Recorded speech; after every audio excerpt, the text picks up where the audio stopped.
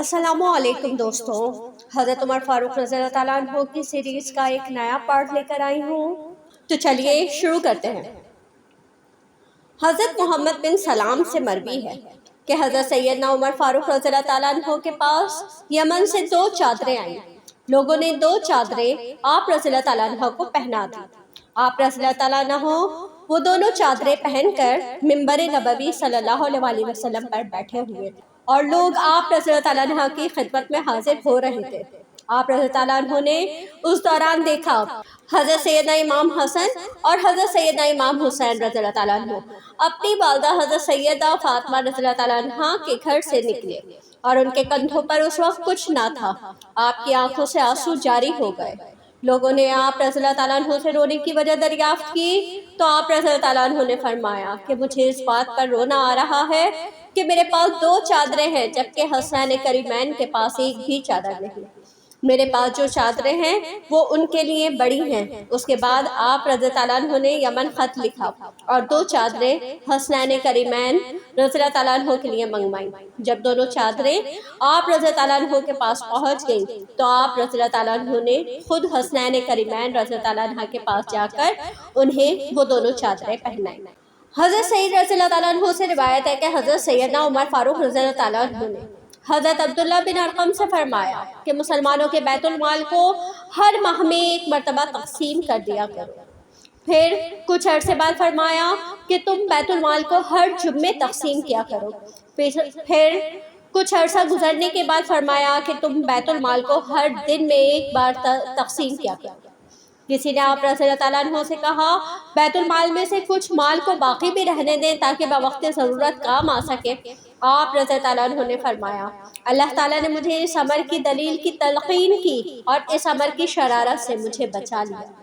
मैं उसके लिए इसी तरह तैयारी करूँगा जिस तरह मुझसे पहले हुजूर नबी करीम सल्लल्लाहु अलैहि वसल्लम और हज़रत सैयदना अबू बकर सिद्दीक़ रज़ी ताला अन्हु ने की थी और वो अल्लाह ताला और हुजूर नबी करीम सल्लल्लाहु अलैहि वसल्लम की अताअत है।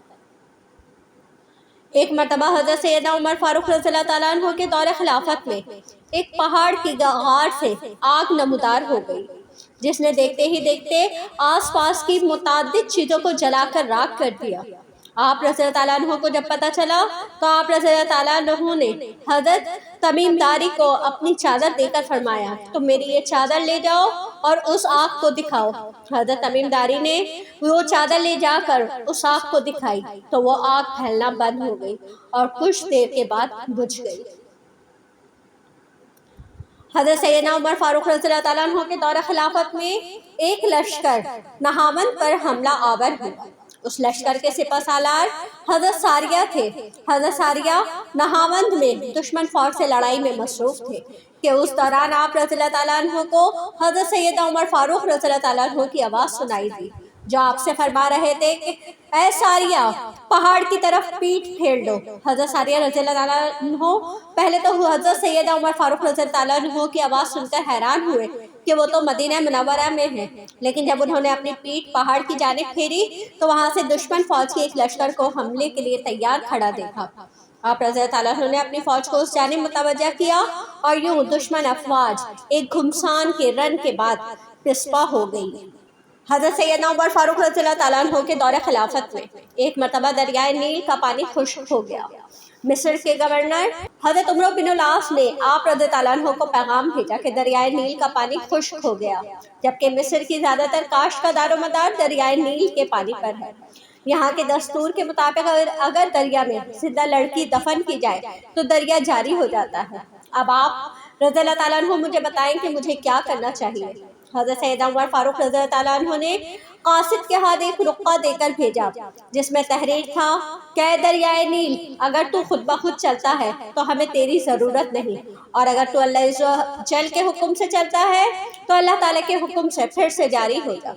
आप रज़ी ताला अन्हु ने कासिद को हुक्म दिया कि वो हज़रत उमर बिन अल-आस से कहे कि वो ये ख़त दरियाए नील में दफन कर दें। हज़रत उमर बिन अल-आस ने वो ख़त दरियाए नील में दफन कर दिया। खत दफन करते ही दरियाए नील फिर जारी हो गया और उसके बाद आज तक कभी खुश्क नहीं हुआ। एक मरतबा हज़रत सैयदना उमर फारूक रज़ी ताला अन्हु का गुज़र एक साले नौजवान की कब्र से हुआ। آپ رضی اللہ عنہ نے قبر کو مخاطب کرتے ہوئے فرمایا اے فلاں، اللہ تعالیٰ نے جو وعدہ کیا تھا وہ پورا ہوا؟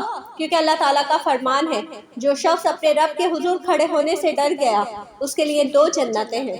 اس نوجوان نے قبر سے جواب دیا اے عمر رضی اللہ عنہ، بلا شبہ اللہ تعالیٰ نے اپنے وعدے کے مطابق مجھے دونوں جنتیں عطا فرما دی۔ حضرت سیدنا عمر فاروق رضی اللہ تعالیٰ عنہ کے دور خلافت میں رومی افواج کے خلاف لڑائی کے لیے لشکر بھیجا۔ لشکر بھیجنے کے کچھ دنوں کے بعد آپ رضی اللہ تعالیٰ عنہ منبر نبوی پر تشریف فرما تھے کہ اچانک آپ رضی اللہ تعالیٰ عنہ نے بآواز بلند کہنا شروع کر دیا اے شخص، میں تیری پکار پر حاضر ہوں۔ لوگ حضرت سیدنا عمر فاروق رضی اللہ تعالیٰ عنہ کی اس کیفیت پر حیران و پریشان تھے کہ انہیں وہ شخص دکھائی نہیں دے رہا تھا کہ جس کی فریاد کے پکار میں آپ رضی اللہ تعالیٰ عنہ جواب دے رہے تھے۔ کچھ دنوں بعد جب لشکر واپس آیا تو لشکر کے سپہ سالار نے اپنی فتوحات کے واقعات آپ رضی اللہ تعالیٰ عنہ کو سنانے شروع کر دیے۔ حضرت سیدنا عمر فاروق رضی اللہ عنہ نے سپہ سالار سے دریافت کیا کہ فلاں سپاہی کا کیا حال ہے جو مجھے پکار رہا تھا۔ سپہ سالار نے بتایا کہ اس نے اپنی فوج کو دریا کے پار اتارنا چاہا۔ میں نے دریا کی گہرائی دیکھنے کے لیے اس سپاہی کو دریا میں اتروا دیا۔ چونکہ موسم بہت سرد تھا اور زوردار ہوائیں چل رہی تھی، اس لیے اس کو سردی لگ گئی اور وہ آپ رضی اللہ تعالیٰ عنہ کو بآواز بلند پکارنے لگا۔ پھر اس کی روح قبض انصری سے پرواز کر گئی۔ حضرت سیدنا عمر فاروق رضی اللہ تعالیٰ عنہ نے سپہ سالار کو غصیلے لہجے میں فرمایا کہ تمہیں ایسا حکم نہیں دینا چاہیے تھا، اب تمہاری وجہ سے وہ شہید ہوا ہے، اس لیے اس کے وارثوں کو خون بہا تم ادا کرو گے، اور خبردار آئندہ کبھی ایسی غلطی نہ کرنا۔ لوگ اس سپہ سالار کی زبان سے کہ اس کے ایک سپاہی نے حضرت سیدنا عمر فاروق رضی اللہ تعالیٰ عنہ کو پکارا تھا ساری بات سمجھ گئے کہ آپ رضی اللہ تعالیٰ عنہ کس سے فرما رہے تھے کہ میں تیری پکار پر حاضر ہوں۔ حضرت سیدنا عمر فاروق رضی اللہ تعالیٰ عنہ کو قتل کرنے کے لیے شاہ روم نے اپنا ایک کارندہ بھیجا۔ وہ کارندہ جب مدینہ منورہ آیا تو اسے معلوم ہوا کہ آپ رضی اللہ تعالیٰ عنہ مدینہ شہر سے باہر کھجوروں کے باغ میں قیلولہ فرما رہے ہیں۔ وہ کارندہ آپ رضی اللہ تعالیٰ عنہ کے پاس پہنچا اور نئے عام سے تلوار نکال کر آپ رضی اللہ تعالیٰ عنہ کو قتل کرنے کا ارادہ کیا۔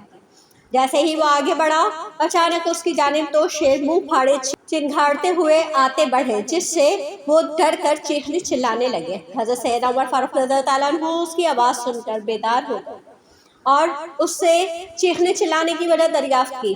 اس شخص نے سارا ماجرا آپ رضی اللہ تعالیٰ عنہ کے گوش گزار دیا اور آپ رضی اللہ عنہ سے معافی کا طلبگار ہوا۔ آپ رضی اللہ عنہ نے اسے معاف کر دیا اور اس شخص نے آپ رضی اللہ عنہ کے دست حق پر اسلام قبول کر لیا۔ ایک مرتبہ حضرت سیدنا عمر فاروق رضی اللہ عنہ کے دور خلافت میں مدینہ منورہ میں شدید زلزلہ آ گیا۔ آپ رضی اللہ عنہ نے زمین پر اپنا درہ مارتے ہوئے بآواز بلند فرمایا اے زمین ساکن ہو جا، کیا میں تیرے اوپر عدل سے کام نہیں لیتا؟ حضرت سیدنا عمر فاروق رضی اللہ تعالیٰ عنہ کا یہ فرمانا تھا کہ زمین ساکن ہو گئی اور زلزلہ ختم ہو گیا۔ سبحان اللہ، کیا شان ہے ہمارے پیارے نبی صلی اللہ علیہ وسلم کی اور ان کے صحابہ کرام کی کہ اگر وہ زمین کو بھی جان چیز کو بھی حکم دے تو وہ اللہ کے حکم سے رک جاتی ہے۔ اللہ تعالیٰ ہم سب کو ان کی اتباع کرنے کی توفیق عطا فرمائے۔ آج کی اس ویڈیو کا اختتام یہی کرتے ہیں، اپنی نیکسٹ ویڈیو میں مزید واقعات کے ساتھ حاضر ہوں گی، تب تک کے لیے اجازت دیجیے، اللہ حافظ۔